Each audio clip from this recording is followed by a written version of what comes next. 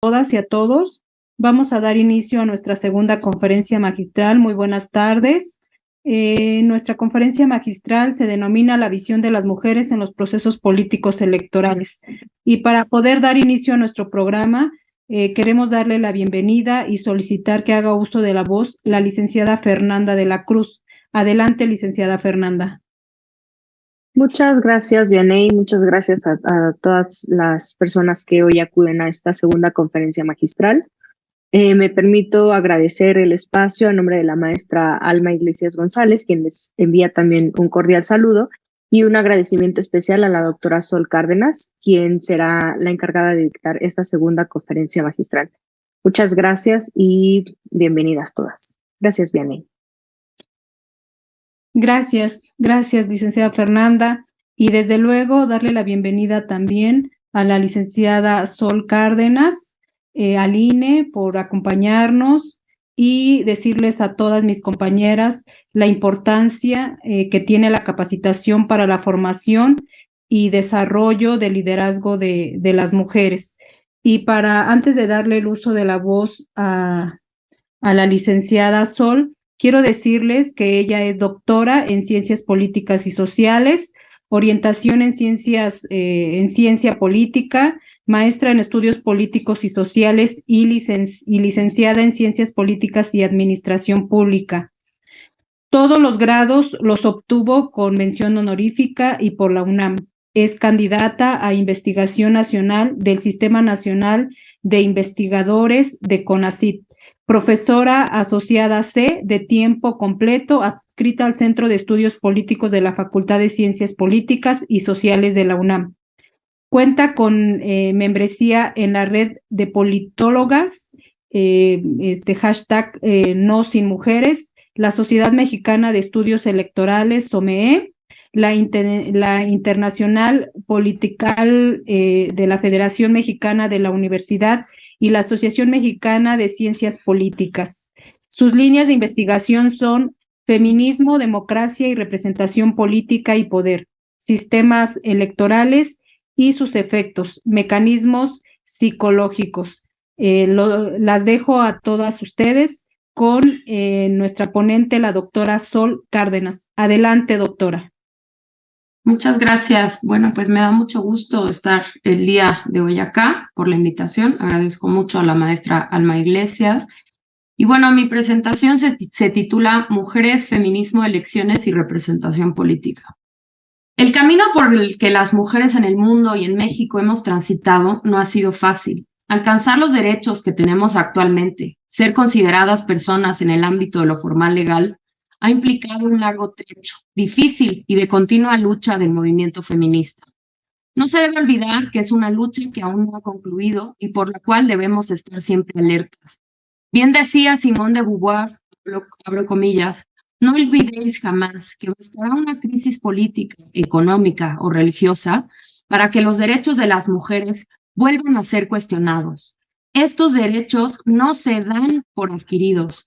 Debéis permanecer vigilantes toda vuestra vida. Cierro comillas. Ahora bien, mi presentación se dividirá en varias partes. Comenzaré hablando por qué es el feminismo y por qué lo necesitamos. Hablaré también de democracia, poder y feminismo, así como Estado de Derecho y derechos políticos de las mujeres. Por supuesto, abordando también la evolución de la representación política y los derechos políticos de las mujeres en nuestro país, la violencia política contra las mujeres, y para cerrar, ¿por qué y para qué las mujeres queremos poder? Algunas formas de resistencia y emancipación, y finalmente algunas reflexiones finales que me parecen pertinentes. Sin más, comenzaré mi presentación con esta primera parte. ¿Qué es el feminismo y por qué lo necesitamos? Según Celia Morós, el feminismo históricamente se puede articular en dos momentos, como queja y como crítica. La queja se entenderá como prefeminista, abro comillas. Se encuentra en un género de la literatura de mujeres al que podríamos llamar memorial de agravios, cierro comillas. En esta etapa prefeminista se encuentra Christine de Pizan con su texto escrito en 1405, La ciudad de las damas, que es una defensa frente a las ofensivas contra las mujeres en la segunda parte del Román de la Rose de Jean de Meun. No obstante, en esta obra, en palabras de Amorós, no irracionaliza, le faltan las premisas para ello. El poder de los varones sobre las mujeres. Se limita a quejarse, en un alegato vibrante y conmovedor, desde luego, de lo que considera un abuso. Cierro comillas. Así que comenzaré señalando que el feminismo como crítica, como lo conocemos actualmente, nació con el feminismo ilustrado, mismo que abordaré más adelante. El feminismo, entonces, es una tradición política, una teoría explicativa, según Amelia Valcárcel, crítica, según Nancy Fraser, militante, según Amorós y Ana de Miguel, y emancipatoria. Es una de las más importantes ideologías políticas en la historia de la humanidad y es también un movimiento social y político. Como bien señalan Amorós y de Miguel, abro comillas, cada día es más común escuchar o leer que la feminista ha sido la única revolución que ha triunfado en el siglo XX. Cierro comillas. Entonces, el feminismo busca erradicar al patriarcado. El patriarcado implica una política sexual, según Kate Millett, un sistema con estructuras estructurantes y estructuradas, recuperando a Bourdieu, e implica instituciones políticas que producen y reproducen género. En otras palabras, formas de desigualdad, explotación y opresión de los hombres sobre las mujeres y de los hombres sobre otros hombres, y todas aquellas personas que no pertenecen al mandato de la masculinidad hegemónica. Bien dice Amorós que el patriarcado es el conjunto metaestable de pactos, asimismo metaestables entre los varones, por el cual se constituye el colectivo de estos como género-sexo y correlativamente el de las mujeres. Cuando hablamos del patriarcado, forzosamente tenemos que hablar de género, sus roles y estereotipos. ¿Pero qué es el género? Para John Scott es una categoría analítica. Su definición tiene dos partes y ambas partes están interrelacionadas, pero deben ser analíticamente distintas. Abro comillas. 1. El género es un elemento constitutivo de las relaciones sociales basadas en las diferencias que distinguen los sexos. Y 2. El género es una forma primaria de relaciones significantes de poder. Cierro comillas. Para Gayle Rubin, en el sistema sexo-género, se entiende que el sexo, abro comillas, está organizado en sistemas de poder que premian y promueven algunas actividades e individuos mientras castigan y suprimen a otros. Cierro comillas. El género, entonces, es una práctica en el sentido de la división sexual reproductiva de las personas en hombres y mujeres. Asimismo, según Connell, es un ordenador social que organiza de una determinada manera la práctica social, por lo que se relaciona con el concepto de institución política. Marcela Lagarde señala también que el género es un ordenador político que combina los poderes de dominio y positivos. El género, entonces, crea formas de desigualdad sociales, políticas, culturales y económicas que se caracterizan por la explotación y opresión de los hombres sobre mujeres, otros hombres y personas.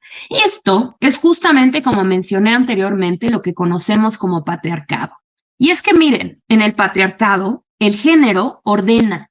Por eso hablamos también de un orden de género, donde se observan diferencias de estatus. Dicho de otro modo, en los hombres, en la punta de la pirámide, está la masculinidad hegemónica. La posición en la que se encuentran ubicados en la sociedad se concibe por la interrelación de una serie de variables. En otras palabras, la condición de privilegio o desigualdad aumentará o se recrudecerá en función del sexo, la etnia, los procesos de racialización, la clase, la edad, la orientación sexual, la nacionalidad, la religiosidad, así como con otras formas de discriminación o exclusión. Eso es lo que se conoce como esa herramienta que se suele mucho recuperar, que es la interseccionalidad. Aunque no debemos olvidar que, aunque ciertas mujeres nos podamos encontrar en esa punta de la pirámide en el sentido de ventajas frente a otras mujeres, siempre predominará la variable sexo. Bien dice Millett que, aquí abro comillas, puede parecer que algunas mujeres ocupan una posición superior a la de determinados varones y, sin embargo, un análisis detenido de esta cuestión demuestra que no ocurre así. La casta de la masculinidad triunfa sobre la posición social de la mujer adinerada o incluso culta. Acá es importante también señalar lo desarrollado por Patricia Amigot y Margot Pujal. El género es un dispositivo de poder. ¿Qué significa esto? Que como mencionamos, el género produce y reproduce poder a través de discursos, instituciones políticas, y estas relaciones e interacciones se observan todo el tiempo, justamente porque existen relaciones de poder. Entender al género como un dispositivo de poder, en palabra de las autoras, abro comillas, nos ayuda a comprender que aunque el poder está en todas partes, el dispositivo de género opera de maneras distintas, subordinando a las mujeres, algo que en algunas analíticas del poder se olvida. No obstante, el género siempre aparece en interacción con otros dispositivos de la desigualdad y en esa interacción se configuran experiencias específicas, que justamente mencioné ahora que hablé de la interseccionalidad. Por supuesto, cierro comillas. Un paréntesis antes de continuar es, ¿qué entendemos por una institución política? Porque vamos a hablar sobre este tema alrededor de esta presentación. Las instituciones políticas son las reglas del juego político, ya sea formales o informales, que moldean, definen, afectan y constriñen el comportamiento político de las personas. Y como mencioné, estas reproducen y producen género. En pocas palabras, están generizadas. ¿Qué significa que están generizadas? En palabras de Joan Acker, significa que el género está presente en los procesos, prácticas, imágenes e ideologías y distribuciones de poder en los diversos sectores de la vida social. Por lo tanto, el género no solo se produce y reproduce a través de las instituciones, también a través de ellas el género se normaliza, se interioriza y se legitima en nuestras sociedades. Bueno, después de explicar los conceptos clave para mi presentación, seguiré con lo que me parece fundamental y explicar ¿qué es el feminismo y por qué lo necesitamos? Las afirmaciones que me atreveré a hacer serán sustentadas y argumentadas en los próximos minutos, pero lo que me interesa es dejar algunas líneas centrales de discusión y a partir de ello ir desarrollando. Primero, el feminismo hace un planteamiento ético, pone en el centro del debate nociones de justicia, recupera y reinterpreta el papel de las emociones y la política. Reivindica emociones emancipadoras y vindicativas como la ira colectiva, pero también la compasión y la empatía. El feminismo busca erradicar al patriarcado, nos invita a pensar en nuevas concepciones del poder y la política. Dejar de comprender al poder como relaciones jerárquicas, de dominación, desigualdad y por lo tanto de violencia. Más bien pensarlas de forma horizontal, deliberativas, igualitarias y libres. Cuestiona e invita a replantearnos la organización y funcionamiento actual de todas las instituciones políticas en nuestra sociedad, desde la familia hasta el Estado. Además, pugna por construir y concebir relaciones de poder entre iguales, donde las mujeres también seamos concebidas y reconocidas como personas, individuas y sujetas políticas. Y es que solo así podremos ser realmente libres. El feminismo nos recuerda que hay que abolir el género, pero también acabar con otras formas de opresión, subordinación y dominación como la clase y la raza. El feminismo nos recuerda que el espacio de las mujeres no solo es el doméstico, el privado, sino también el público, el político, porque tenemos el mismo derecho que los hombres a participar y a representarnos políticamente, es decir, a ejercer el poder político y tomar decisiones fundamentales que conciernen colectivamente a nuestras sociedades. El feminismo implica autocuidado, pero también cuidado con otros y otras, es solidario. Nos lleva a pensarnos, apoyarnos, querernos y organizarnos entre nosotras. Los pactos entre mujeres, recuperando a Marcela Lagarde, la sororidad. Y el reconocimiento entre nosotras, pues es central en un mundo donde nos educan a odiarnos y a competir con otras mujeres. En resumen, el feminismo llegó nada más y nada menos a cuestionar el centro neurálgico de la política, el poder, su distribución, su organización, su funcionamiento, sus lógicas y sus estrategias de autoridad, obediencia y legitimidad, poniendo en el centro de la discusión sus lógicas violentas y patriarcales. El feminismo, entonces, implica conceptualizar, teorizar, cuestionar y reconstruir el mundo en el que vivimos. Por eso, justamente, ser feminista implica politizar, asumirnos como sujetas políticas. Bien decía Simone de Beauvoir que el feminismo es una forma de vivir individualmente y de luchar colectivamente. Antes de continuar con mi exposición, me es importante realizar una aclaración ideológica política. No debemos olvidar que al interior del feminismo hay distintas escuelas. Hay quienes hablan por eso de los feminismos, pero yo prefiero hablar de feminismo en singular y mencionar que en su interior hay una gran diversidad de escuelas, y como en todos los grandes enfoques teóricos e ideológicos de la humanidad, hay un núcleo teórico central, pero también existen tensiones y diferencias. Y acá pondré en el centro del debate algo que pareciera ser obvio y no lo es, y que tiene que ver con cuál es la contradicción principal que reivindican. Para las feministas radicales materialistas, la contradicción principal es abolir el género, acabar con el patriarcado, porque el género es un dispositivo de poder. Y que quede claro que no es que dejemos de ver la clase y los procesos de racialización y otras formas de exclusión y de violencia. Más bien, tenemos una prioritaria que es abolir al patriarcado, y ahí es donde yo me coloco. Ahora sí, como buena politóloga que soy, entraré al centro de mi ponencia: mujeres, feminismo, elecciones y representación política. Pero antes de hablar de mujeres y representación política en nuestro país, tengo que hablar de poder, porque al final el núcleo de cualquier tema que tenga que ver con la política es el poder. Así que por ahí entraré. Arriba mencioné que el poder es violento, y así funciona desde una lógica realista del poder, en la política práctica. Pues su ejercicio es vertical, hay relaciones jerárquicas y relaciones de dominación, lo cual significa que alguien domina y otro es dominado. En nuestro caso, como mujeres, nos impusieron ser dominadas. Bueno, pues si el poder mismo es jerárquico y vertical, podemos afirmar que de origen es desigual y por lo tanto violento. Complejizaré un poco más. El poder, la práctica política, se ha normalizado en la masculinidad hegemónica. Acá, antes de continuar con la idea de la normalización en la masculinidad hegemónica, me gusta hablar de una noción distinta de poder, desde la filosofía política. Y ese es el pensamiento de Hannah Arendt, quien nos dice que la política se construye a partir del diálogo, la deliberación en el espacio público, entre los iguales, los diversos, los libres. Y el poder no es entendido como violencia. Yo estoy convencida que mucho del feminismo actual tiene gran influencia de ella, pero tengo que confesar que aún no profundizo en el grado de influencia que ha tenido en el feminismo, pero puedo decirles que en mí ha sido relevante como feminista.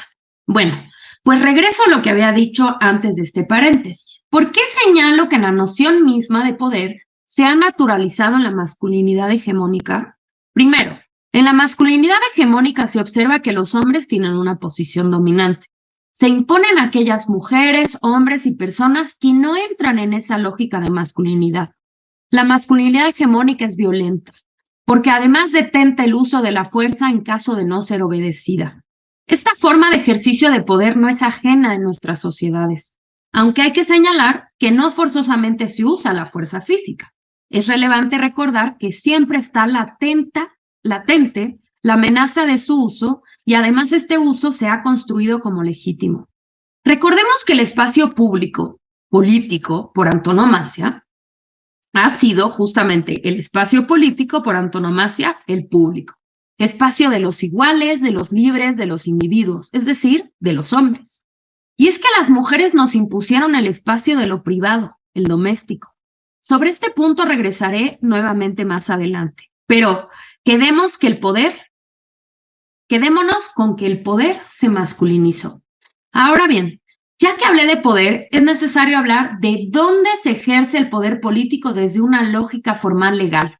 Y ese, en nuestro presente, se ejerce a través de la democracia representativa liberal como sistema político y otras instituciones políticas que son justamente parte de la democracia. Por ejemplo, nuestros tres poderes, el sistema electoral, los partidos políticos, el sistema de partidos, entre otros.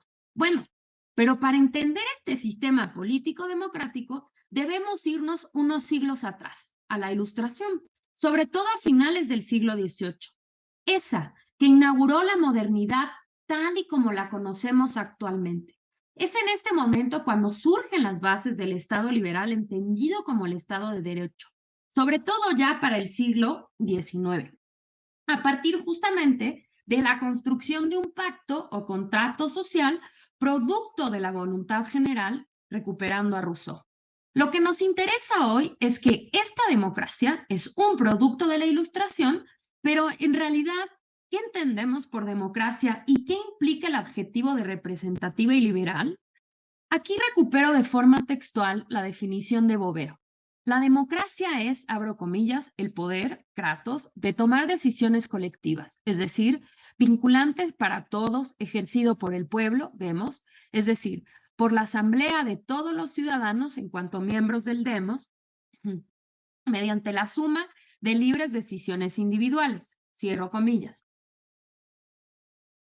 Y en palabras de Bobbio, también de forma textual, se ha entendido como siempre un método conjunto de reglas de procedimiento para la constitución de gobierno y para la formación de las decisiones políticas, es decir, de las decisiones vinculantes para toda la comunidad más que una determinada ideología. Cierro comillas. El adjetivo liberal, entonces, viene del liberalismo político, no del liberalismo económico. En palabras de Sartori, abro comillas, es la teoría y la praxis de la libertad individual, de la protección jurídica y del Estado constitucional. La democracia es antigua, el liberalismo es moderno. Cierro comillas. Y el adjetivo de representativa o indirecta significa que elegimos representantes para que decidan o tomen decisiones por nosotros. Y cuando decimos que es liberal, implica que las libertades individuales pues tienen preeminencia. Después de este pequeño marco, ahora sí entremos a lo que nos corresponde a las mujeres y los distintos cuestionamientos que creo que debemos hacernos. Primero, como mencioné, la definición de democracia implica todos los ciudadanos y libres decisiones. Ante esto, es inevitable preguntarnos, ¿quiénes son considerados como ciudadanos? ¿Quiénes tienen el derecho a la ciudadanía? ¿Quiénes son sujetos políticos, individuos y por lo tanto iguales y libres? ¿Quiénes pueden ejercer el poder político? Y ampliando aún más la definición de poder, ¿quiénes ejercen poder en nuestras sociedades? Y acá la respuesta es los hombres. No perdamos de vista que la red de conceptos como razón, igualdad, libertad, naturaleza, ciudadanía, individuo y pacto, contrato social, fueron construcciones teóricas desarrolladas durante la Ilustración. Recuperando a Morós, la razón ilustrada se configuró como una razón patriarcal. Y miren, acá daré un ejemplo que me parece muy claro y es de ese falso democrático Rousseau. Y digo falso porque nada más y nada menos la universalidad democrática aplicaba solo para los hombres. Y ahora verán por qué. Él, al igual que otros hombres, buscaron justificar las desigualdades entre hombres y mujeres desde el alegato de unas supuestas razones naturales, biológicas, es decir, la diferencia entre los órganos sexuales implicaba justificar roles y estereotipos de género entre hombres y mujeres. Me permito leer algunos fragmentos del Emilio de la Educación. Abro comillas. Establecido este principio de él, se sigue que la mujer está hecha para agradar al hombre. La mujer está hecha para agradar y para ser sometida. En cuanto a lo que es consecuencia del sexo, no hay paridad alguna entre ambos sexos. Cuando la mujer se queja de la injusticia desigual, de la injusta desigualdad que en este punto han puesto los hombres, se equivoca. Esa desigualdad no es una institución humana, o al menos no es obra del prejuicio, sino de la razón. Aquel al que la naturaleza ha encargado es quien debe responder al otro de ese depósito de los niños. Una vez que se ha demostrado que el hombre y la mujer no están ni deben estar constituidos igual ni de carácter ni de temperamento, se sigue que no deben tener la misma educación. Por la misma ley de la naturaleza, las mujeres están a merced del juicio de los hombres. Cierro comillas. Siempre que vuelvo a leer este fragmento, digamos, estos enunciados, pues pienso, claro, habrá quienes me digan que hay que analizar a los autores en su contexto, pero en su propio tiempo, las mujeres se dieron cuenta de estas ocurrencias, que más que ocurrencias de este señor, es violencia. Y claro está que las mujeres en su momento lo manifestaron. Hablaré de una en específico, de la inglesa Mary Wollstonecraft. Seguro la ubicarán, porque ella fue madre de Mary Shelley, quien escribió Frankenstein. En 1792 escribió Vindicación de los Derechos de la Mujer, en donde cuestionaba a muchos hombres de esa época que señalaban a la mujer como débil e inferior al hombre. La autora planteó la discusión desde los mismos principios del racionalismo ilustrado. Argumentó la igualdad entre los hombres y las mujeres, la racionalidad de las mujeres y reivindicó que la educación debía ser la misma para hombres y mujeres, contraargumentando, claro está, a Rousseau. Asimismo, se preocupó por la opresión de las mujeres, criticó el prejuicio y la justificación de lo natural, la naturaleza como forma de legitimación de la subordinación de las mujeres. Paralelamente en Francia, Olympia de Gouges escribió la Declaración de los Derechos de la Mujer y de la Ciudadana,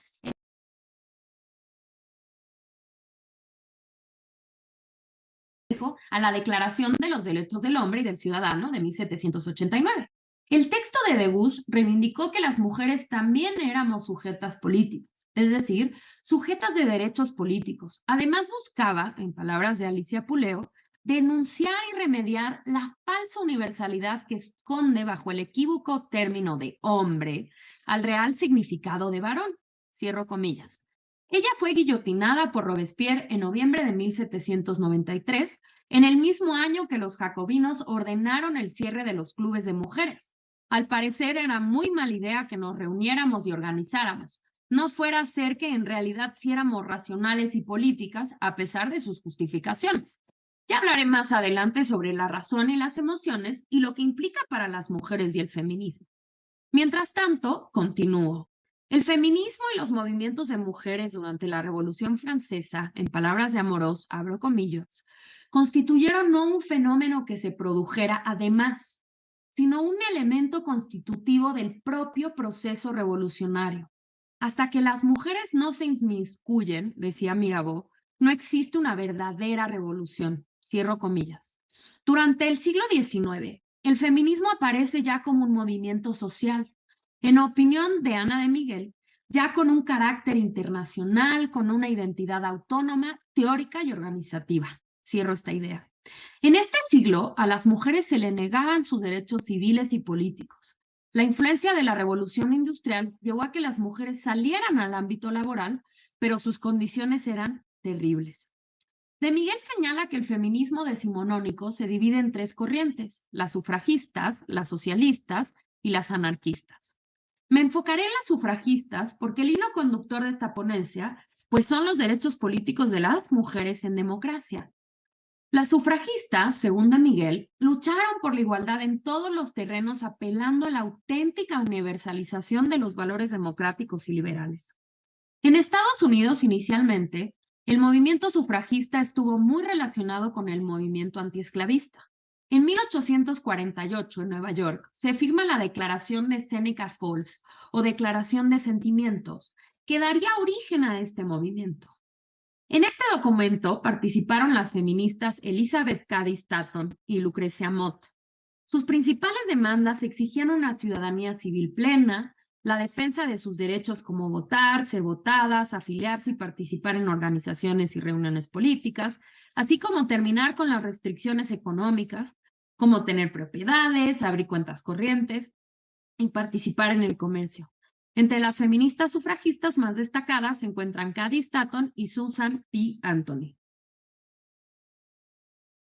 En Inglaterra, el movimiento sufragista estaba unido al programa liberal.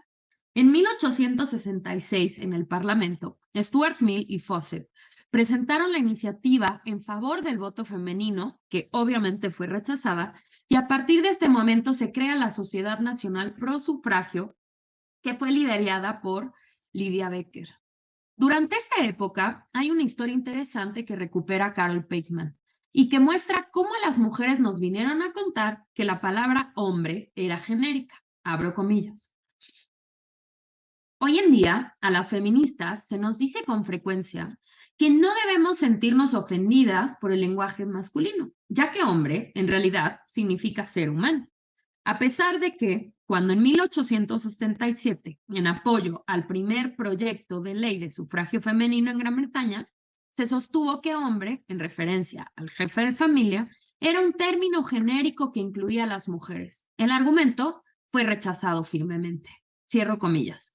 Las sufragistas, tanto estadounidenses como inglesas, fueron encarceladas, hicieron huelgas de hambre y algunas fueron asesinadas. Yo por eso cuando nos manifestamos las feministas y nos salen con sus comentarios y francamente tonterías de que seamos como las feministas de antes, no sé a quiénes se refieran, porque el movimiento feminista en el mundo ha implicado mucho sacrificio, protesta, lucha y actitudes contestatarias por parte de las mujeres.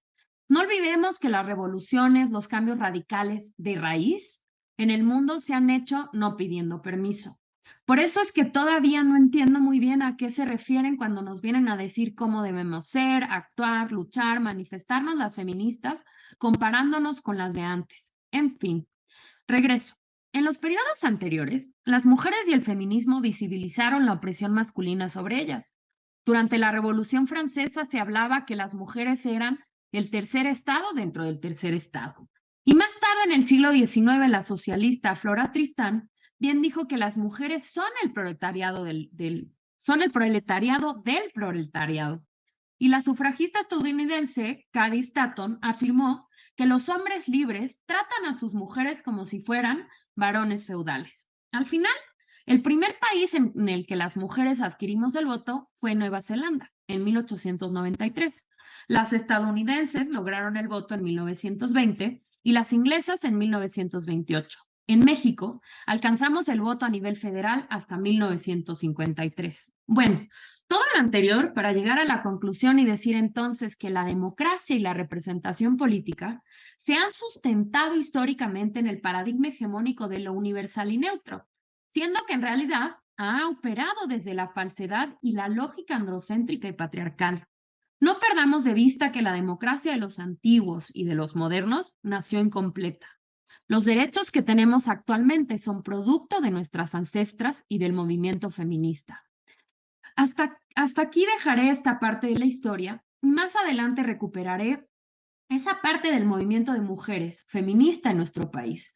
Pero antes explicaré por qué en esta lógica ilustrada no nos tocó universalidad, porque no éramos racionales. Es así como entraré al tema de la razón, que es parte central del quehacer político y cómo nos han venido a enseñar lo que es un buen político y que pues para hacer política hay que ser racionales. Entonces, desde el surgimiento de esta lógica racionalista, ilustrada y esa democracia representativa liberal, las emociones debían ser controladas. Y esa fue la justificación biológica y emocional para que las mujeres, según los señoros artífices de estas ideas, las mujeres ni siquiera fuéramos consideradas como sujetas, mucho menos individuas o ciudadanas. Y es que las mujeres nos redujeron a cuerpo. Nuestra existencia se entendió solo como emocional, sin capacidad de raciocinio. Si lo que nos hace humanos y nos diferencia de los animales es la razón, a las mujeres nos pusieron a nivel de bestias. Y díganme ustedes si esto simple y sencillamente no es violento. Por fortuna nuestras ancestras se rebelaron ante esta condición y ya di algunos ejemplos. Esta realidad que construyeron para nosotras no tardó en ser cuestionada y llevamos más de 200 años de historia política feminista. Claramente no 2 años como dicen por ahí. Irónicamente, eso que se nos cuestionó resultó ser el mayor combustible para la acción política feminista, puesto que, si no se siente ira frente a la injusticia, simple y sencillamente no buscaríamos justicia. En conclusión, las mujeres somos racionales igual que los hombres, y como todas las personas, sentimos, y aunque nos dijeron que estaba mal sentir emociones en política, hoy en día estamos revalorizando las emociones en nuestro contexto. Regreso a eso que hablé sobre el espacio público, el espacio donde se hace la política, el espacio de la política. Pues bien dice Amorós que las mujeres se nos ha impuesto y colocado en el espacio de las idénticas, no en el espacio de los iguales, porque para ser iguales necesitamos ser sujetas, individuas, y para esto necesitaríamos ser reconocidas como personas. Y eso significa, en el mismo sentido de Arendt, que para ser individuos deben ser reconocidas nuestras diferencias, porque a partir de la aceptación de nuestras diferencias, seremos entonces sí reconocidas como iguales e individuos. Justamente la diferencia es la que nos hace iguales. ¿Por qué? Porque se genera individualidad. Pero recordemos que la igualdad se construyó desde una igualdad A, no una igualdad entre. En el caso de la igualdad A, se entiende que todo parte de un centro que nos dijeron que era neutro y universal, pero en realidad es androcéntrico y patriarcal. ¿Quién es ese centro o punto de partida? Los hombres. Y no todos los hombres. Pensemos en los griegos, los hombres libres, los no esclavos.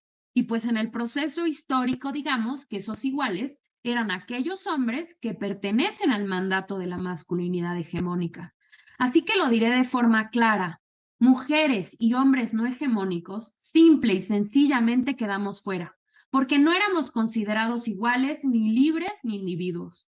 Pero no olvidemos que con el tiempo, los hombres no hegemónicos dejaron de quedar fuera. Y digamos que ingresaron a la calidad de individuos, pero nosotras no.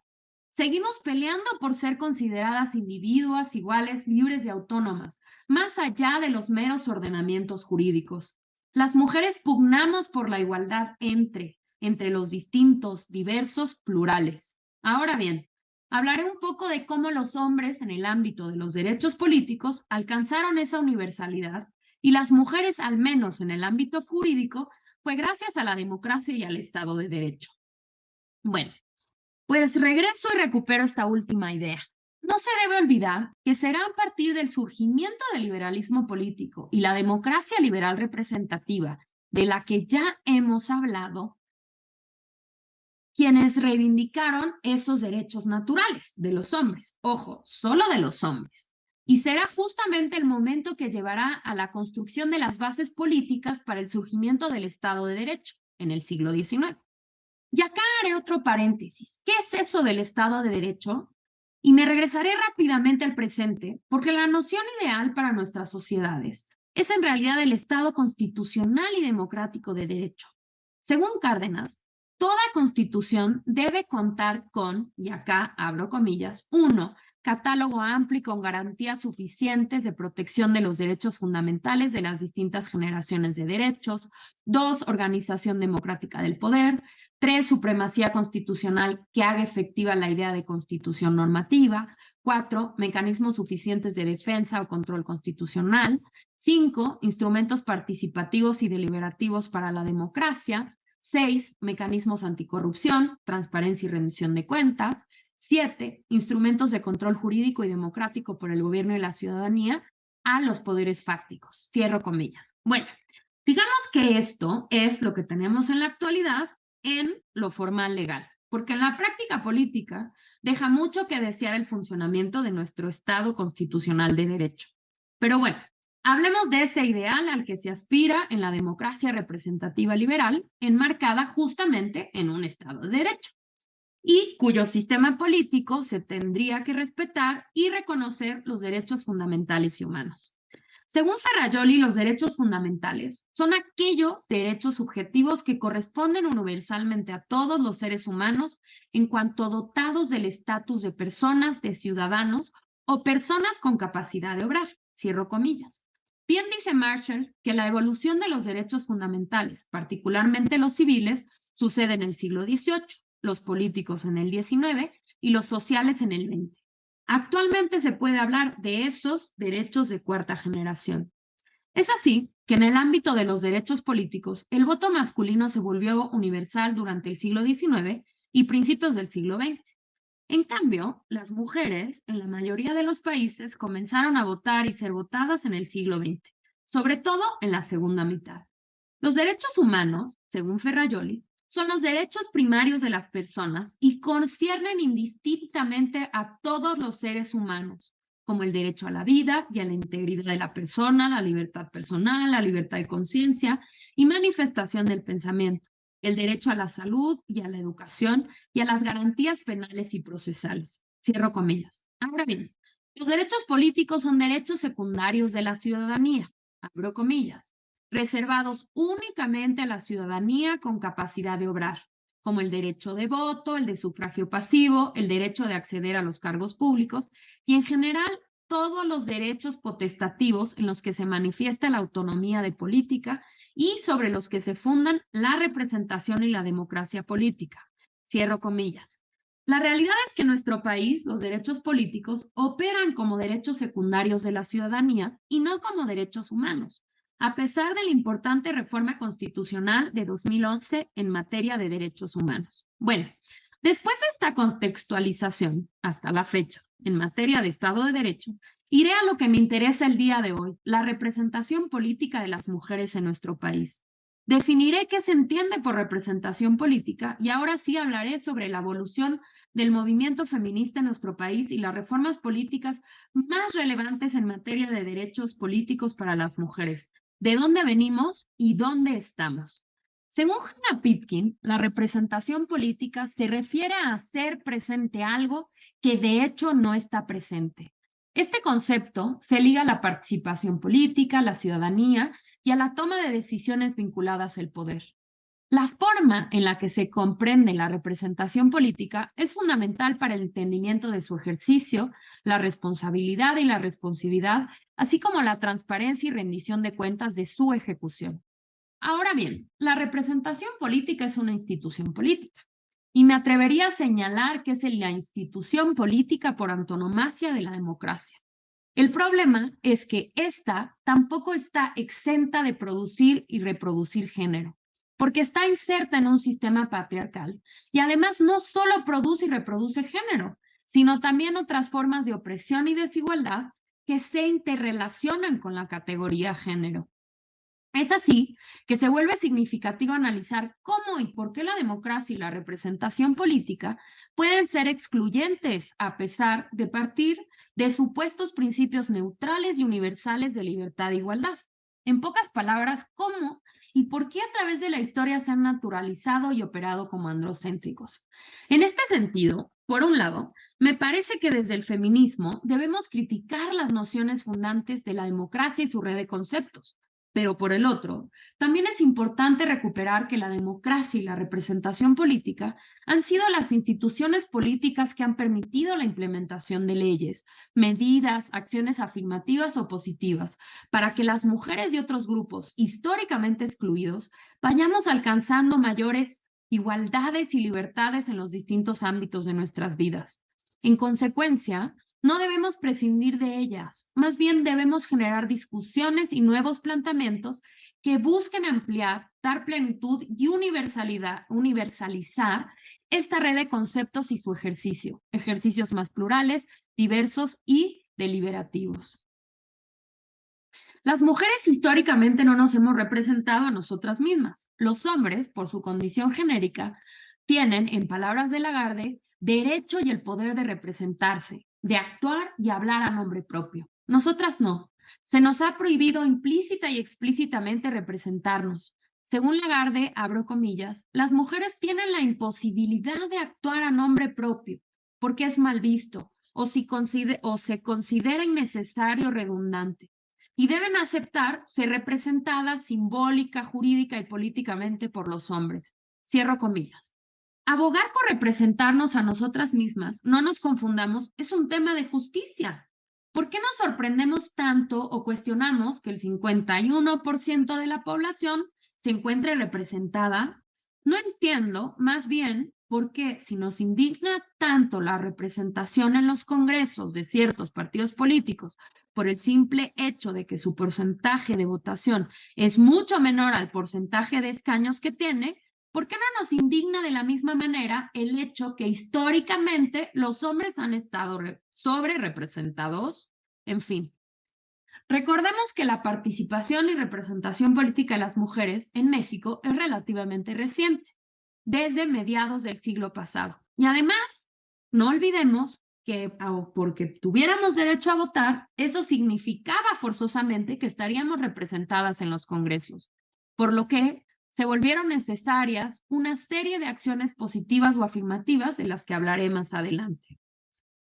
Comenzaré hablando desde el ámbito internacional, que tuvo una importante influencia en el siglo pasado en el ámbito nacional. En palabras de Gloria Ramírez, abro comillas, la igualdad de género ha sido reconocida como un derecho humano desde que se crearon las Naciones Unidas en 1945, la Declaración Universal de Derechos Humanos de 1948 y el Pacto Internacional de Derechos Civiles y Políticos, así como el Pacto Internacional de Derechos Económicos, Sociales y Culturales de 1976, contienen aseveraciones claras respecto al derecho de las mujeres a vivir libres de discriminación. La Convención sobre la Eliminación de todas las formas de discriminación contra la mujer, conocido como la CEDAW, es el primer tratado que pone en el centro de su tarea los principios de igualdad y no discriminación. Recordemos que en esa Declaración Universal de Derechos Humanos de 1948 hubo una discusión interesante, ya que se usaba el término todos los hombres, término que, como mencioné con lo señalado por Pateman, se usaba como universal y genérico, pero en realidad no funcionaba así.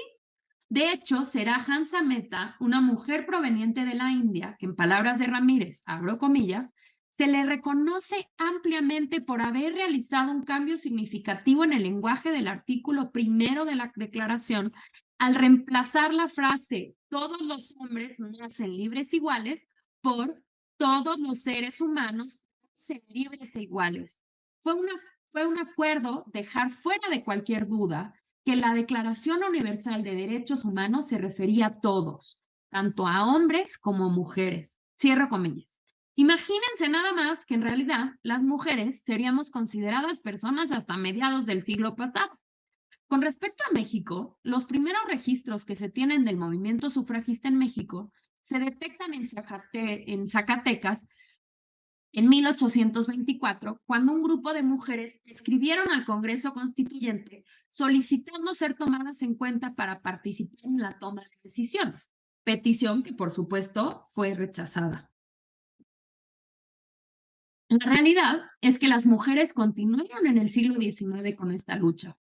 Es interesante mencionar que la historiadora Gabriela Cano señala que la palabra feminismo no fue usada hasta los últimos años del siglo XIX. Por eso es que se suele hablar del movimiento de mujeres en México. A continuación presentaré una cronología y me es importante mencionar que recuperaré lo desarrollado por Gloria Ramírez y algunas ideas que desarrolla Ana Karen Cortés en su tesis de licenciatura que dirijo. Cabe señalar que sobre la reconstrucción histórica del movimiento de mujeres en México hay que revisar a Gabriela Cano y a Patricia Galeano. De 1884 a 1887 se funda la primera revista femenina, Las Violetas de la Náhuac, por Laureana Wright González, y escrita solamente por mujeres. Planteaba la demanda del sufragio para las mujeres y la igualdad de oportunidades entre hombres y mujeres. En 1901, en Morelia, Michoacán, las mujeres crearon el periódico La Mujer Mexicana. En esa década, en la Ciudad de México, surgieron las organizaciones feministas como la Sociedad Protectora de la Mujer y la Sociedad Feminista Admiradoras de Juárez. Después del triunfo maderista en mayo de 1911, cientos de mujeres se reunieron para solicitar al presidente interino, Francisco León de la Barra, el derecho a votar. En 1914, Carranza promulgó la ley de divorcio para la disolución del vínculo matrimonial, entrando en vigor esta ley en el estado de Sinaloa en 1915. En 1916 se llevó a cabo el primer Congreso Feminista en Mérida, Yucatán. Entre sus acuerdos fue demandar el voto para las mujeres. Entre las mujeres participantes se encontraba Hermila Galín. En 1917 se promulga nuestra Constitución Política. Bien señala Ramírez, abro comillas, que aun cuando la Constitución de 1917 no negó la ciudadanía a las mujeres, ni, en consecuencia, el derecho a votar ni a ser elegidas, tampoco les otorgó el voto expresamente. Cierro comillas. En 1922, el gobernador de Yucatán, Felipe Carrillo Puerto, impulsó las ligas feministas y se dieron importantes avances para el movimiento feminista en el país. En palabras de Ramírez, abro comillas, asimismo, se dio una demanda en el ámbito nacional que generó reacciones contrarias en parte de la población al intentar introducir temas relativos a la educación sexual y la planificación familiar, por lo que, para contrarrestar dicha demanda, fue instaurado el 10 de mayo como el Día de las Madres, cierro comillas. En 1923, el Partido Socialista del Sureste postuló como candidatas para diputaciones locales a Elvia Carrillo Puerto, a Beatriz Peniche y a Raquel Cid. Elvia Carrillo ganó la diputación en el Distrito Local 5, convirtiéndose así en la primera diputada local electa en México. 2 años después, tuvo que dirimir por amenazas de muerte. En 1929 surgieron nuevas asociaciones de mujeres como el Partido Feminista Revolucionario y el Bloque Nacional de Mujeres Revolucionarias, cuyo fin era obtener derechos políticos plenos. En 1934 se conformó el Frente de Mujeres Mexicanas durante la campaña presidencial del general Lázaro Cárdenas. En 1935, al interior del PRM, las mujeres participaron en las votaciones internas.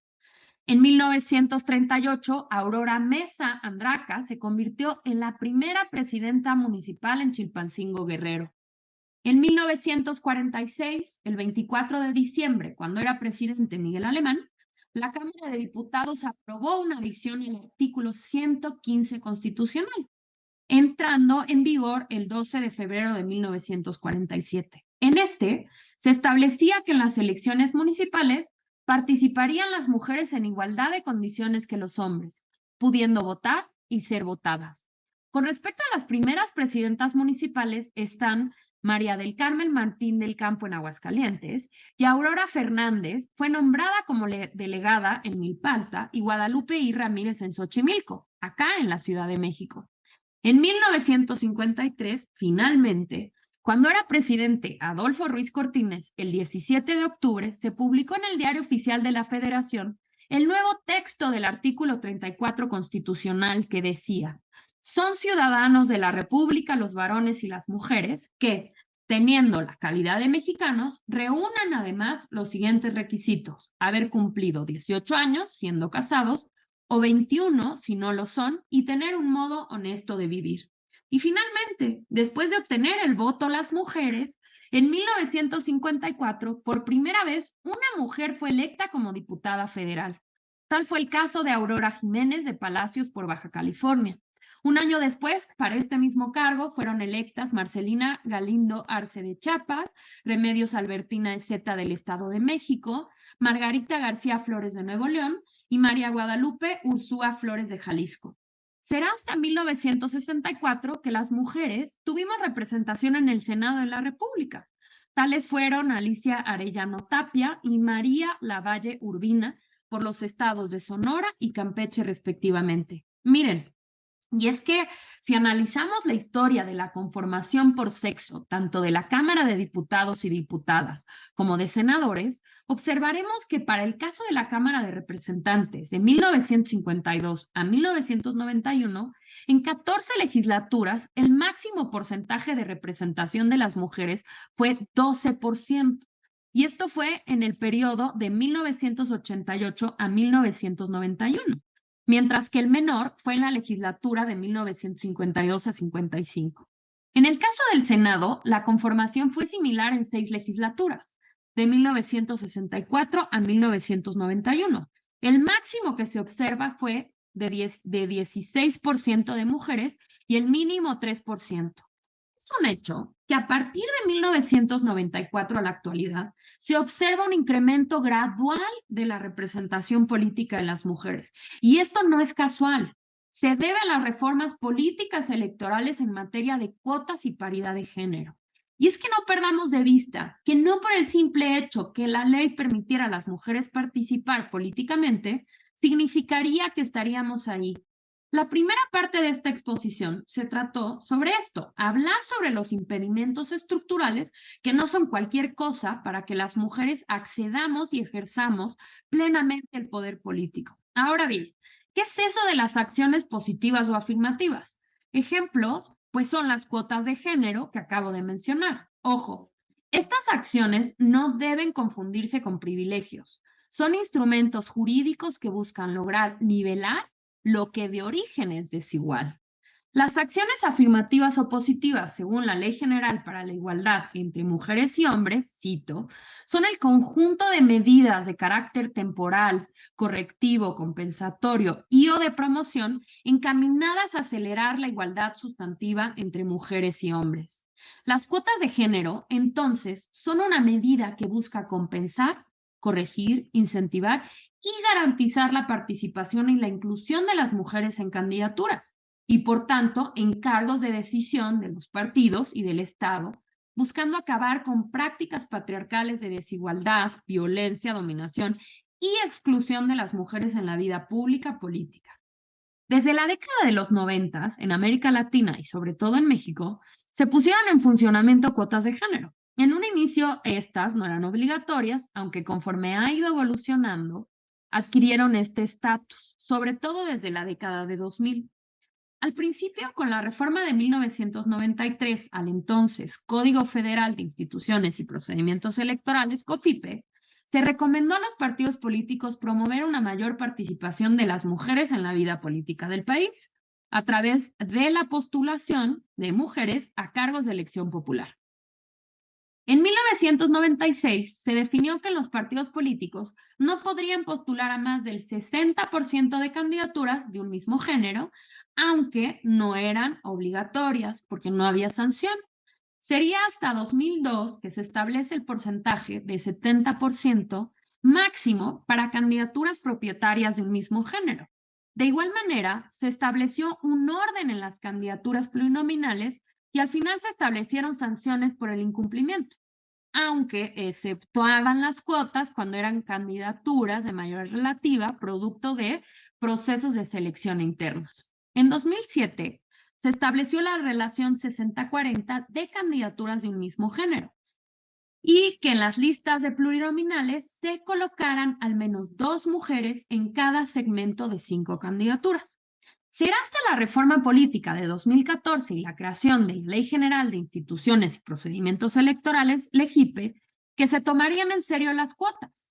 Se determinó la paridad de género en la postulación de candidaturas en el poder legislativo, tanto a nivel federal como local, de forma paralela a las autoridades electorales, tanto administrativas como jurisdiccionales, pusieron en marcha diversos criterios y metodologías. Por ejemplo, el Instituto Nacional Electoral para Elección Federal de Diputaciones determinó bloques para las candidaturas de mayoría relativa, ya que los partidos políticos seguían postulando mujeres en distritos electorales uninominales perdedores. Y sería a nivel local hasta los procesos electorales de 2016, gracias a una sentencia del Tribunal Electoral.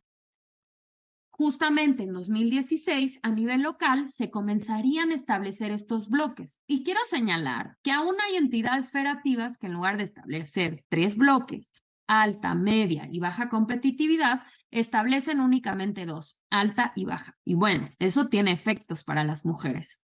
Con respecto a las renuencias y resistencias que hay por parte de los partidos políticos y diversos actores políticos, de los cuales hablaré más adelante, y en específico, sobre todo, me refiero a los hombres, porque la verdad es que las mujeres desde los partidos políticos y nuestros congresos han logrado mucho. ¿Y saben qué? Hemos avanzado institucionalmente porque las mujeres se han unido con otras mujeres más allá de colores partidarios. Todo con un fin estratégico político, que es avanzar con la agenda feminista, la de las mujeres en nuestro país. Regreso al proceso de reforma y mencionaré esta última, la conocida como paridad en todo en 2019, que significó que se modificaran 9 artículos de la Constitución. Ahora bien, esta paridad fue más allá de únicamente las candidaturas del Poder Legislativo. Se sumaron también otros 2 poderes, del Ejecutivo, específicamente el Gobierno, la Administración Pública, personas titulares de las Secretarías de Estado y organismos públicos autónomos. Y además la postulación de candidaturas para las gubernaturas y ayuntamientos y del Poder Judicial a nivel federal y local. Igualmente en esta reforma se apreció el uso del lenguaje incluyente en nuestra Constitución. Pues bien, en esta reforma se instauró que el principio de paridad se aplicaría para el proceso electoral 2020-2021 y que las legislaturas de las entidades federativas deberían realizar las reformas correspondientes en su legislación. Es bien importante, antes de hablar sobre los claros efectos de estas últimas dos reformas en la representación política de las mujeres en nuestro país, debo mencionar que paralelamente se han establecido otro tipo de cuotas para incluir a otros grupos históricamente excluidos. Y esto va sobre todo desde las autoridades electorales, tanto a nivel federal como local, como son personas migrantes, jóvenes, adultos mayores, personas de la diversidad sexual, personas afrodescendientes y personas indígenas. Ahora bien, con respecto a los efectos que se han observado en el Poder Legislativo, diré que en la actualidad en el Senado son 65 escaños de hombres, 51%, y 63 escaños de mujeres, 49%. En cambio, en la Cámara de Diputados y Diputadas estamos frente a la paridad, 250 escaños de hombres y 250 de mujeres. En las elecciones 2018, 11 congresos de 27 tuvieron más del 51% de mujeres. 4 congresos fueron paritarios y el resto, 2 estados, la representación masculina fue mayoritaria. Ahora bien, con datos de 2020, según información del INE, de las 32 entidades federativas, 18 de sus congresos tienen mayoría de mujeres, 8 congresos son paritarios y 6 tienen al menos un hombre más. Sin embargo, esto para nada se acerca a la representación minoritaria de las mujeres hace 20 años. En el Poder Ejecutivo Federal, de 19 secretarías de Estado, 8 son mujeres, lo que representa el 42%. Con respecto a las mujeres titulares de secretarías en el Ejecutivo local, según INMujeres, solo 5 de 32 entidades federativas cuentan con 50% de mujeres o más, 5 cuentan con 30 y 39%, 13 se encuentran entre 20 y 29% y 9 con menos del 20%. Además, en la actualidad, son 9 mujeres al frente de gubernaturas de 32. Estos son los casos de Aguascalientes, Baja California, Campeche, Chihuahua, Ciudad de México, Colima, Guerrero, Tlaxcala y Quintana Roo, lo que implica que las mujeres gobiernan el 21% de la población en nuestro país. Es importante señalar que de 1953 a 2018 solamente habíamos tenido 8 gobernadoras, y esto justo que les mencioné con los datos de 2022, es un claro efecto, un claro impacto de la reforma en paridad en todo. Según datos del INE, al frente de las presidencias municipales se observan 545 mujeres de 2.471 municipios. Eso corresponde 22%. Según información de INMujeres, el Poder Judicial, y acá abro comillas, tanto en el ámbito federal como en el local, es uno de los espacios de mayor rezago en lo que concierne al número de mujeres que ocupan las posiciones de mayor jerarquía, como ministras, magistradas y juezas. Cierro comillas. Con relación a la presencia de magistradas en los tribunales electorales locales, se advierte que 3 estados cuentan con 50% más mujeres, 3 tienen entre 39 y 49%, 12 entre 29 y 39%, una entre 29 y 19%, y esto, que es indignante, hay 3 en donde hay ninguna mujer. Igualmente, 21 entidades, 66%, cuentan con mecanismos de género en los tribunales electorales de las entidades. En cambio, 11 no cuentan con ellos. Por lo que pudimos constatar, a pesar de que las feministas criticamos a la democracia, esta definitivamente ha sido el escenario político que nos ha permitido implementar estas leyes, medidas y acciones afirmativas o positivas, justamente para que las mujeres vayamos alcanzando mejores condiciones en distintos ámbitos de nuestras vidas. Es un hecho que aún falta mucho camino por recorrer para alcanzar realmente una amplitud, plenitud y universalidad, no desde la construcción androcéntrica, sino de lo universal, entendido como seres humanos, personas, de la libertad, la autonomía, la ciudadanía y la igualdad. Las mujeres, como sujetos políticos del feminismo, debemos cuestionar entonces las formas en las que se ejerce y legitima el poder en nuestras sociedades, pero también debemos buscar ejercerlo, sobre todo en la toma de decisiones en la esfera pública. El modelo político, económico, social y cultural actual en el que se inserta el neoliberalismo, sin lugar a dudas, también debe ser cuestionado. La democracia, entonces, es un sistema político perfectible y que, por supuesto, debe seguir siendo monitoreado y analizado, porque sus deformaciones y tendencias hacia el autoritarismo han estado presentes desde su concepción a través de la historia hasta la fecha. El populismo es un claro ejemplo de esto.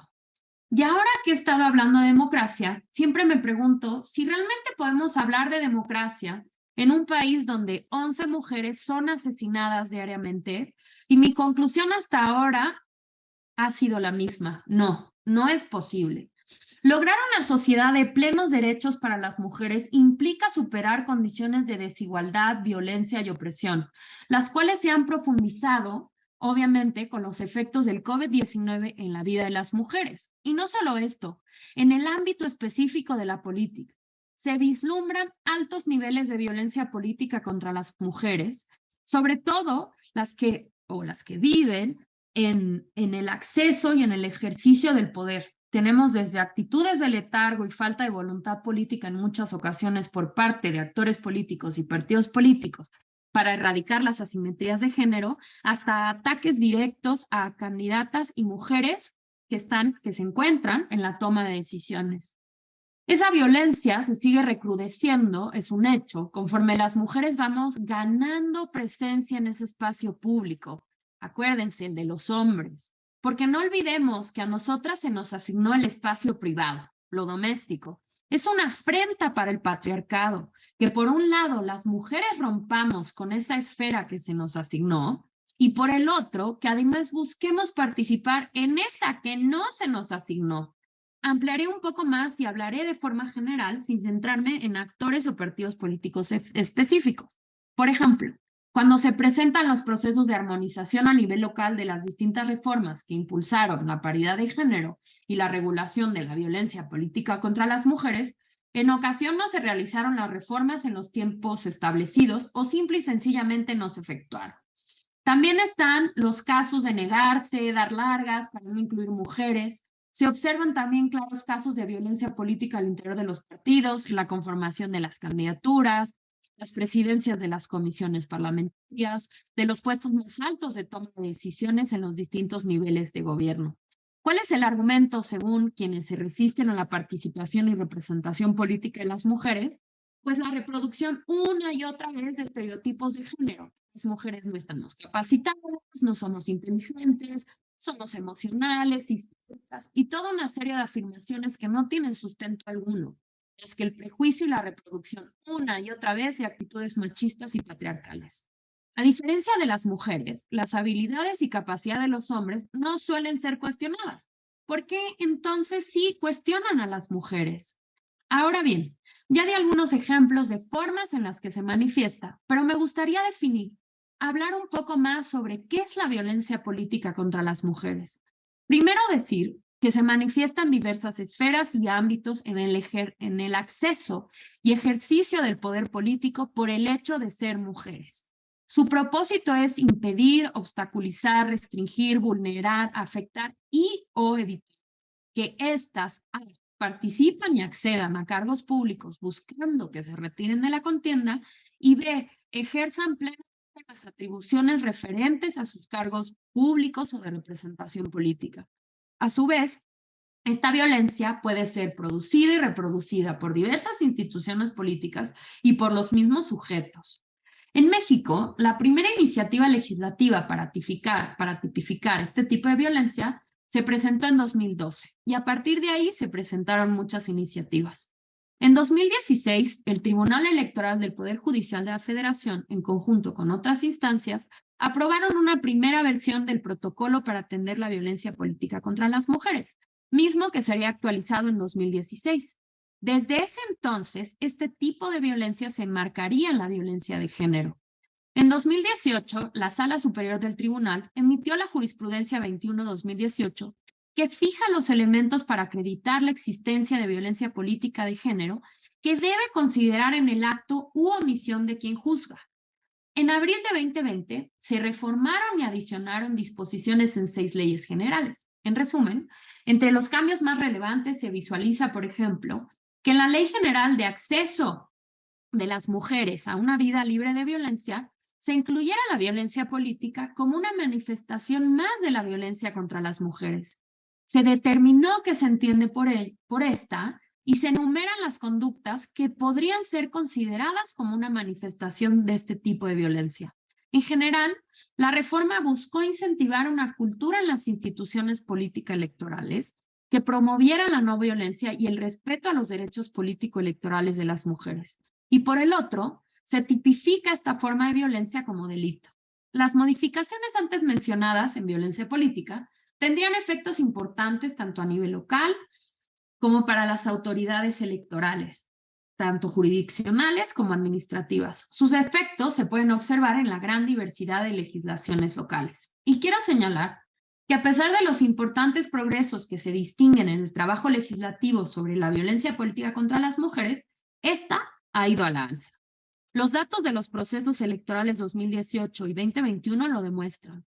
En el mes de julio de 2018, la Convención sobre la Eliminación de todas las formas de discriminación contra la mujer, la CEDAW, presentó su 9º informe periódico de México, en donde si bien se reconocen, abro comillas, los esfuerzos realizados por el Estado parte para superar el clima general de violencia y promover los derechos de las mujeres, lamenta la persistencia de los altos niveles de inseguridad, violencia y delincuencia en el Estado parte, así como los problemas asociados a las estrategias de seguridad pública estén afectando negativamente el ejercicio de los derechos humanos de las mujeres y las niñas. Cierro comillas. Frente a este panorama de violencia política contra las mujeres en 2021, organismos internacionales han hecho recomendaciones a México. Tal es el caso de la Comisión Interamericana de Derechos Humanos, la cual hizo un llamado al Estado mexicano a prevenir la violencia, garantizando medidas de protección y seguridad, así como a adelantar las investigaciones pertinentes con el objetivo de asegurar los derechos políticos. A partir de este momento comenzaré a cerrar mi participación con una reflexión que me parece central para las mujeres y el feminismo. ¿Por qué y para qué queremos poder? Y es que con respecto a este tema, nos cuentan historias que en la realidad material las mujeres sí somos iguales a los hombres. Y obviamente cuando hablamos de las claras violencias y desigualdades que afirmamos, argumentamos, documentamos y sustentamos, aún así se atreven a decirnos que las mujeres somos histéricas, exageradas, que por qué nos quejamos si en realidad sí ejercemos poder, y hasta nos dicen que sus familias son matriarcados. ¿Realmente lo son? ¿Qué poder es el que ejercen las mujeres en sus casas, en el espacio de lo doméstico? ¿El de escoger de acuerdo con roles y estereotipos de género qué cocinar? ¿Sopa de verduras o de espinacas? No, pues con todo respeto, muchas mujeres y yo les regalamos su poder máximo en el espacio privado. Y es que las mujeres queremos el poder que cuenta, el del espacio público, el de la política, para la toma de decisiones colectivas. En este sentido, Valcárcel señala que las mujeres queremos el derecho al mal, abro comillas. Universalicemos definitivamente, contribuyamos al bien haciendo el mal, cierro comillas. También en el discurso actual nos han venido a contar que somos pueblo. ¿Y cómo se construye pueblo? Las mujeres sí somos pueblo, y es que de la misma manera en que se argumentó lo androcéntrico en la lógica de la universalidad y neutralidad, sucede con la palabra pueblo. Las mujeres por sí mismas nunca hemos sido pueblo. Recordemos que es muy reciente que somos consideradas personas. Pueblo y política no se encuentran disociados. Así que si pensamos que las mujeres siempre se nos han destinado al espacio privado, al espacio doméstico, ¿cómo entonces podríamos ser consideradas pueblo? Al igual que la política y el poder parten de lógicas androcéntricas, porque logos, después la razón, ya en la Ilustración, se encuentran completamente relacionados con la política y el ejercicio del poder. Y el poder, no olvidemos, se ejerce en el espacio de lo público. Ser sujeta política implica el ejercicio del poder, y es que el poder está en todos lados, es de grupos, no de individuos. Y acá nos enfrentamos a otro conflicto, porque para muchas de las ideologías de la actualidad nos dicen que lo que nos aqueja a las mujeres no son los problemas principales del pueblo o la clase proletaria. Y es que no debemos olvidar que hasta dentro de las propias luchas de la izquierda, las peticiones feministas se admiten mientras no cuestionen las lógicas patriarcales en las que actúan. Y de la derecha ni me detendré, porque es clara como el agua la defensa de lo tradicional, del status quo, de los roles y estereotipos de género que debemos mantener las mujeres. Y es que la historia se repite, y lo hemos visto en los últimos 2 siglos. Las mujeres y nuestras demandas políticas siempre deben persistir en la periferia de una serie de demandas más importantes, no como las específicas de las mujeres. Y así nos quieren hacer esperar, que nos alineemos a una cadena de demandas. Y pues la agenda feminista no puede seguir siendo postergada porque debe ser parte de algo más grande o esperar su momento. Y es que fíjense cómo se construyen estos discursos que al final son violentos, sutiles, pero al final violentos. Por un lado, debemos esperar y alinearnos a que se resuelva la contradicción principal, que es la lucha de clases, y en la actualidad debemos esperar a que se atiendan las demandas del pueblo. Y por el otro, a las feministas, además de esperar a esos temas más importantes y prioritarios, debemos resolver todo. La pregunta típica, ¿y dónde estaban las feministas?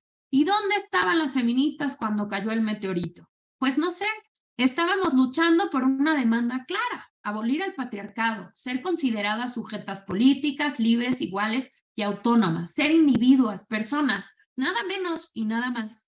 Y bueno, ¿para qué nos elevamos con esto que platicamos? Simple y sencillamente luchamos y abogamos por no ser asesinadas. Matan más de 11 mujeres al día por ser mujeres. ¿Y es en serio? ¿No es una agenda prioritaria?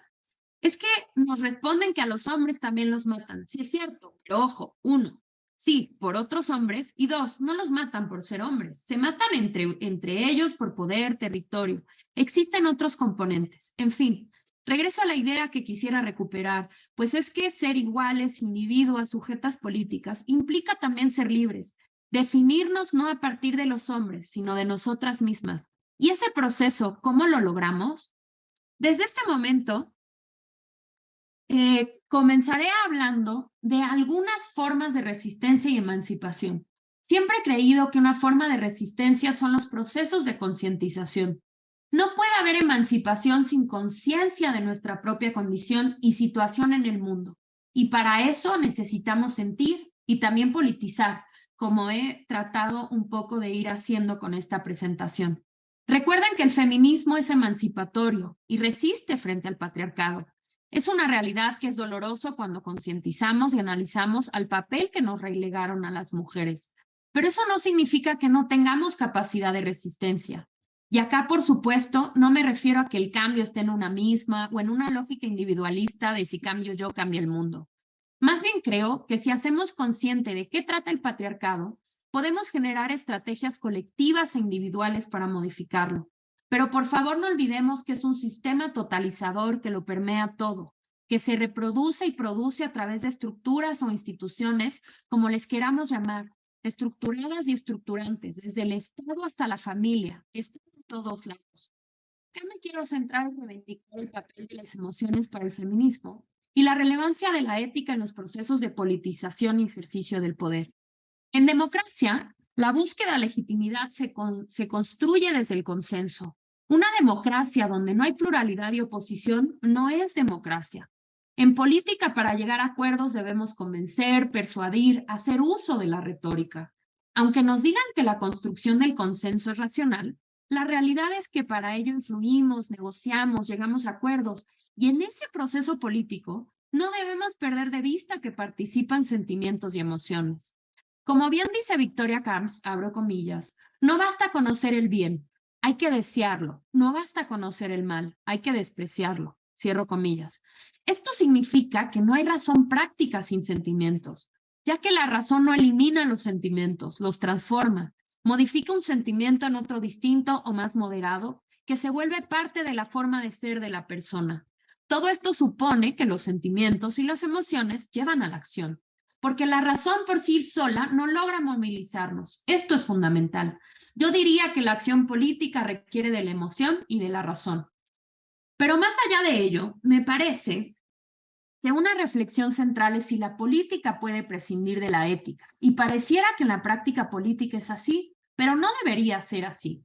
La acción política necesita de emociones, pero también de ética, y a su vez las emociones necesitan a la ética y los procesos de politización, porque sin esta relación circular es imposible ser humanos. En otras palabras, es que no solo debemos politizar, es decir, tener las ideas, la teoría y los conceptos claros, sino que debemos ser capaces de sentir simpatía, empatía y compasión por el otro. Y es que las emociones, a pesar de ser individuales, la política se aprende de forma colectiva. Y es que también nos enseñan a sentir. Y cuando hablamos de emociones, hablamos de todas. Por ejemplo, la ira siempre ha tenido una connotación negativa para las mujeres. Las mujeres no debemos enojarnos porque si lo hacemos somos emocionales, no racionales. Pero ¿cómo no sentir ira frente a la opresión histórica que hemos vivido? Una ira que busca la venganza es una lógica individualista. Una ira que busca la justicia es colectiva, es constructiva y se vincula con la esperanza. La ira puede ser un indicador de que algo está mal, es injusto o como parte del proceso de concientización o motivación. Y es que acuérdense que si regresamos a los griegos, en repetidas ocasiones en torno al género, dijeron que la ira estaba vinculada conceptualmente con la impotencia. Y la impotencia implica una posición de no ejercicio de poder, de no erección pensando en el falo como un símbolo de poder. Por eso es que me atrevo a afirmar que la ira en el feminismo es colectiva, es vindicativa, busca la emancipación, la reivindicación y la reparación del daño. No nos confundamos, el feminismo no busca oprimir, tampoco subordinar y mucho menos dominar. El feminismo no odia, el machismo sí. Finalmente, quiero cerrar planteando algunas reflexiones finales. Primero, quiero señalar que el feminismo es una teoría política explicativa, crítica y militante, cuyo proyecto político reivindicativo y emancipatorio se gestó tomando como referencia el cuestionamiento a la lógica androcéntrica y patriarcal de los postulados principales de la Ilustración. En otras palabras, en un primer momento abanderó la defensa por la amplitud, plenitud y universalidad de conceptos centrales de la democracia liberal representativa, como es la igualdad, la libertad, la ciudadanía, el individuo y sus derechos. Sin embargo, a través de la historia, los análisis y postulados del feminismo se han ido complejizando. Las críticas han trascendido más allá del espacio público, se han abocado hacia las nociones mismas de la distribución y organización de la política y el poder, que se extienden también hacia el ámbito de lo privado. Se han encargado de analizar y cuestionar a las instituciones políticas fundamentales en nuestras sociedades, como mencioné, desde el Estado hasta la familia, precisamente con el objetivo de visibilizar y denunciar las distintas estructuras y la lógica de funcionamiento de las maneras en las que opera el poder, la opresión y subordinación de las mujeres. Segundo, las reformas antes mencionadas, como muchas otras, son producto de la lucha colectiva feminista de las mujeres en el mundo y claro está en nuestro país, desde las ilustradas pasando por las sufragistas de los siglos XIX, XX y el feminismo en nuestro país de los siglos sobre todo XX y XXI, el movimiento feminista y la construcción de redes en México ha sido central. No debemos de perder de vista que a través de la democracia y su diversidad de instituciones políticas y jurídicas ha sido posible la implementación de entramados para que las mujeres vayamos alcanzando mejores condiciones de vida. En la actualidad, al menos en la formalidad, legalidad, la igualdad y la ciudadanía universal son un hecho. Aún queda pendiente mucho camino por recorrer para que podamos afirmar que las mujeres somos sujetas, individuas, libres, autónomas e iguales en nuestras sociedades. Tercero, las reformas paridad en todo de 2019 y la violencia política contra las mujeres de abril de 2020 son fundamentales e innegables sus efectos positivos en el impulso y protección de los derechos político-electorales de las mujeres en nuestro país. Cuarto, la visibilización del problema de la violencia política contra las mujeres es una situación que ya estaba ahí y que se sigue recrudeciendo conforme las mujeres vamos ganando presencia en ese espacio público, el cual por derecho también es nuestro. No olvidemos que estamos frente a un problema de justicia. Las mujeres tenemos el mismo derecho que los hombres a participar en el espacio público, a estar en la toma de decisiones de nuestro país. Quinto, es sustancial hacer frente a las renuencias y terminar con la predominancia de las reglas no escritas sobre lo formal, sobre lo legal formal, que lo formal legal se institucionalice, se vuelva también regla no escrita, porque el patriarcado y el machismo aún se encuentran profundamente arraigados en nuestro país. No es casual que hoy en día son asesinadas 11 mujeres al día en nuestro país por ser mujeres. Sexto, las mujeres necesitamos una representación política sustantiva, más que descriptiva. Y para alcanzarla, primero requerimos estar en los espacios de liberación y toma de decisiones, y sobre todo, que esos espacios sean libres de violencia. El impulso de lo anterior justamente es lo positivo de estas reformas. Y bueno, en este sentido, pensando en una representación sustantiva, pues necesitamos también mujeres que impulsen esa agenda feminista. Séptimo, las feministas no podemos prescindir de la democracia y la democracia no puede prescindir de valores éticos entre los que se encuentran la no violencia, el respeto y la tolerancia al disenso. La construcción de libertades e igualdades se genera desde discusiones y nuevos planteamientos que doten de amplitud, plenitud y universalidad de la política, del ejercicio del poder político de las mujeres. Necesitamos dinámicas más plurales, recíprocas, de reconocimiento de diversidad, de diálogo y de deliberación. Octavo, debemos desnormalizar y desalentar el contexto de violencia en México por un sinfín de reglas no escritas que predominan en el sistema político presidencial, como desconfianza ciudadana, prácticas políticas verticales, corrupción, impunidad, violencias estructurales e institucionales, entre otros. A esto se le suma la construcción de discursos políticos que buscan minimizar la violencia contra las mujeres y cuestionar a la agenda feminista en el país, porque difícilmente podremos hablar de un Estado constitucional de derecho si no se atiende desde una perspectiva estructural el tema de la violencia contra las mujeres. Noveno y último, hay que estar alerta sobre la calidad de las democracias en el mundo, porque no es una cuestión menor. Cuando se deterioran las democracias, los derechos fundamentales y humanos de las mujeres se ven afectados. Estados que limitan las libertades, que producen, reproducen, normalizan y legitiman desigualdades y violencias contra más de la mitad de su población, las mujeres, no pueden ni deben ser considerados como democráticos. Y bueno, yo hasta aquí dejaría mi presentación y nuevamente les agradezco la invitación. Muchas gracias, doctora. Ya decía yo que la había escuchado en otro espacio, y es en la Cátedra Madero, ¿verdad que sí? Sí, felicidades. Después de esta gran ilustración, quisiera preguntarle a mis compañeras si alguien quiere hacer uso de la voz. ¿Tiene alguna pregunta? La verdad, yo no tengo acceso a la plataforma, o no sé si la licenciada Fernanda me puede ayudar con algunas preguntas. Sí, claro que sí. ¿Me escuchan ahí bien, Sí, doctor? se escucha perfecto. Sí. Muchas gracias. Doctora, voy a leerle algunas preguntas o participaciones. Dice, todavía falta mucho terreno porque debería ser igualitaria la gobernación de los estados, pero poco a poco van ganando terreno las mujeres. También dicen, es importante que también participemos de forma efectiva en la toma de decisiones y no permitir que éstas sigan siendo privilegio de los hombres. Aún hay mucha simulación. Aquí vienen las preguntas. ¿Por qué considera que siga a la alza la violencia política contra la mujer en razón de género, a pesar de ya existir el protocolo y estar identificada? ¿Cuál sería la forma ideal para que las autoridades tomen cartas en el asunto con el alza en la violencia política? ¿Cómo considera que los partidos políticos pueden incluir a las mujeres en esos espacios de decisión, poder y participación política?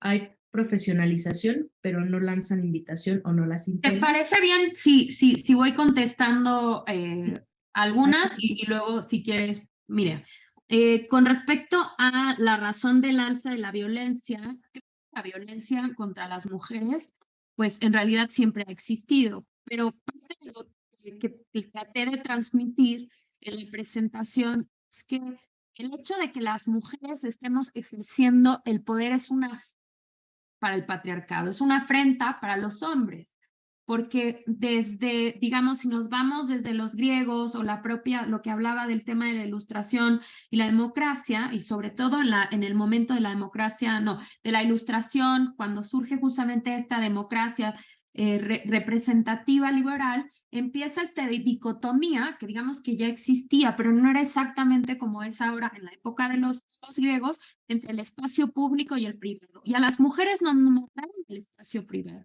pero el espacio de lo público, y ahí me voy un poquito hacia atrás, de Logos, de la razón, que es lo que también recuperan ahí los ilustrados, era el espacio de los hombres.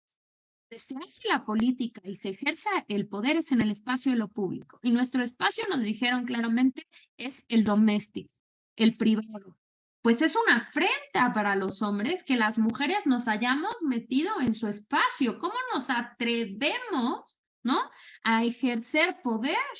Porque además, no solamente esto, estás también afectando directamente privilegios de ejercicio del poder. Digo, ha de ser súper cómodo, ¿no? Pensemos en muchos de los políticos, ¿no? Ir, tomar decisiones, irme a la reunión, a la comida y tener una mujer que me está lavando, literal, los calzones y me está cocinando, porque ahí en el hogar, en el espacio de lo doméstico, además, hay trabajo y es un trabajo que no está siendo remunerado. De alguna manera también ese trabajo de las mujeres es la que ha sustentado todos, digamos que este privilegio del ejercicio, ¿no?, del poder, de la política. Ahora, me decían con el tema, ok, tenemos protocolos, tenemos, me parece, buenos, grandes avances jurídicos, ¿no?, sobre el tema de las cuotas de género, sobre el tema de la violencia política contra las mujeres, pero tenemos problemas muy graves de impunidad, de corrupción, y también estamos frente a pactos patriarcales en muchas ocasiones. ¿Qué fue lo que sucedió con la candidatura de Salgado Macedonio en el partido Morena? Muchas de las diputadas en Morena se manifestaron en este tema y al final Macedonio le quitaron la candidatura más bien por una resolución del INE que luego, vamos a decir, la apoyó en una sentencia del tribunal, pero por un tema de gastos de campaña, de pre-campaña. No me acuerdo si era pre-campaña o campaña, ¿no? Pero un problema de gastos, de dinero. Y no tanto porque era un personaje o es un personaje que tiene acusaciones, ¿no?, de acoso y de violación, donde hay denuncias. Y aún así, sus propios compañeros dentro del partido y el propio presidente, desde la mañanera, apoyaron esa candidatura porque quien debía decidir era el pueblo. Y es otra vez, están primero las demandas y necesidades del pueblo que las demandas de las mujeres. Entonces, bueno, yo un poco lo que hablaría es eso. Tenemos problemas muy fuertes de cultura política, ¿no?, impunidad, corrupción y toda una serie de prácticas que pues no son las mejores y que no permiten que ese Estado de Derecho realmente funcione como tendría que funcionar. Ok, gracias, doctora. Le comento la siguiente pregunta. ¿Cuál sería la forma ideal para que las autoridades tomen cartas en el asunto con el alza en la violencia política? Pues mira, yo creo que, o sea, los mecanismos ahí están, ¿no? El tema me parece que es mucho más profundo y es un tema de cultura política.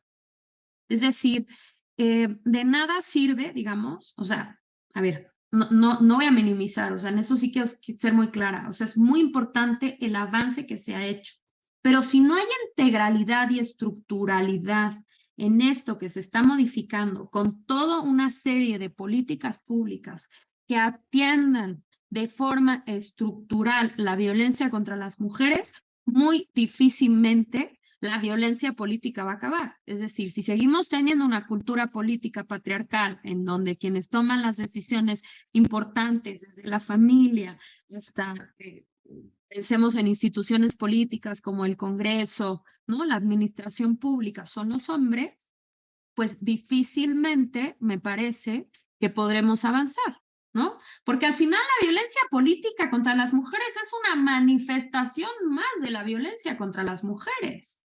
Pero hay un ejercicio de violencia contra las mujeres porque desde que somos infantes, ¿no?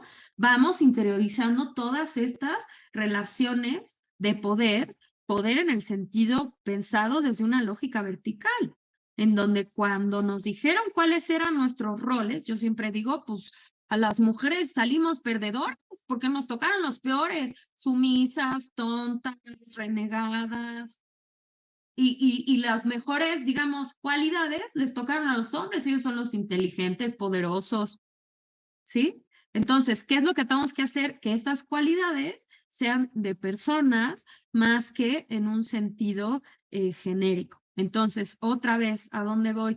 Esto es un problema estructural que se tiene que resolver desde una lógica integral de política pública. Y eso implica que la agenda feminista y la agenda de las mujeres no solamente se la puedes recargar al Instituto Nacional de las Mujeres, a la Secretaría de Mujeres o en Secretaría de Mujeres a nivel local, ¿no? Hay que transversalizar la política feminista, pero a todas las secretarías de Estado, a nivel federal, a nivel local y a nivel municipal. Porque de nada sirve que sigamos generando leyes que sí, que tienen efectos positivos, pero que si no tienen esa integralidad y estructural, pues no se va a resolver el problema de fondo. Y eso es lo que nos interesa resolver. De acuerdo, hay una última pregunta. Antes de leerla, voy a comentarle que dicen, desde mi punto de vista, el problema es que no sabemos muchas veces reconocer las violencias desde la infancia, en casa, escuela, la calle, etcétera. Esto sumado a muchas felicitaciones, elogios sobre la información y solicitudes de tenerla, pero eso lo vemos más adelante. La última pregunta dice, ¿cómo considera que los partidos políticos pueden incluir a las mujeres en esos espacios de decisión, de poder y participación política? Hay profesionalización, pero no lanzan la invitación o no las integran. Híjole, ¿cómo considero que lo podrían hacer los partidos políticos? Bueno, para empezar, yo creo que las mujeres que están en los partidos políticos han hecho un gran trabajo y que tienen que seguir haciéndolo. Y que es muy importante, yo siempre lo he pensado, digo, yo estoy en el ámbito de la academia, pero digamos que las violencias, digamos que se expresan en distintas magnitudes, pero al final hay violencia. Las redes de mujeres, acuérdense que el poder es de grupos, no es de individuos, y si construimos redes de mujeres, y eso es algo que han hecho muy bien las mujeres legisladoras, es unirse más allá de los colores partidarios. Es decir, ¿qué hacemos al interior de los partidos? Bueno, podemos modificar, generar normativas internas, ¿no?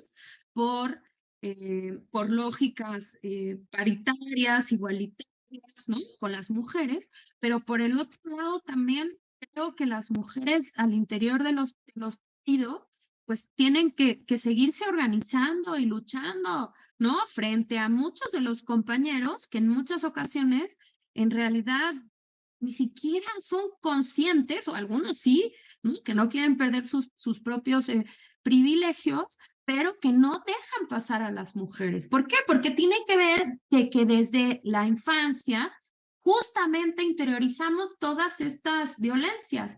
Y si tú me preguntas, a ver, ¿cómo detectar cuando siento violencia? Miren, otra vez las emociones. Sentimos inmediatamente ansiedad, tristeza. Si yo estoy en una relación o en una amistad o en un espacio donde me siento incómoda, claramente está habiendo un ejercicio de violencia. Es decir, nos enseñan también desde pequeños y pequeñas a no confiar en nuestros instintos y nuestras emociones. Y yo creo que eso también es parte del trabajo que tenemos que ir haciendo. Ahora, a los compañeros hombres, rompan el pacto patriarcal. Al interior también de los partidos, si están viendo que tienen el colega que es un machín y que nomás no permite que las compañeras tomen decisiones y participen políticamente, pues no lo permitan, pongan un alto, pongan también límites, ¿no?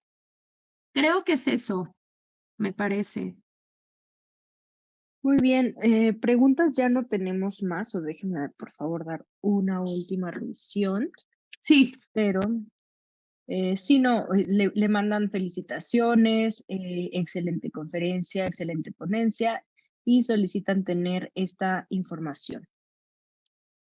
¿La información se refieren a la ponencia? Sí, sí, a estos datos que les daba y los nombres de las autoras. Más bien lo que puedo hacer con muchísimo gusto es, les voy a compartir, si están de acuerdo, mi Academia Edu, y ahí tengo, digamos que son distintos textos y distintas investigaciones que he ido construyendo poco a poco, entonces mucho de eso lo pueden encontrar ahí, porque no les puedo compartir la ponencia como tal, porque justamente contiene fragmento de investigaciones que están por publicarse o se van a publicar, ¿no? O ya se publicaron más bien. Correcto. Sí, eso con mucho gusto. Correcto. Gracias, licenciada Fernanda, por apoyarnos en la parte de las preguntas. Nuevamente agradecerle a la doctora Sol Cárdenas por excelente ponencia. Y pues para ya concluir nuestra segunda conferencia, recordarles a todas mis compañeras que es necesario que no dejen de asistir para que puedan pasar su asistencia y tengan derecho a su constancia. Asimismo, quiero recordarles que nuestra próxima conferencia es el 5 de diciembre a las 18 horas. Y sin mayor preámbulo, antes que nada agradecerles en nombre de nuestra dirigencia nacional del OMPRI, la diputada Montserrat Arcos, haberse tomado este tiempo para seguirnos capacitando, porque una mujer capacitada es una mujer empoderada. Muchas gracias y muy buenas noches a todas. Muchísimas gracias. Bonita noche.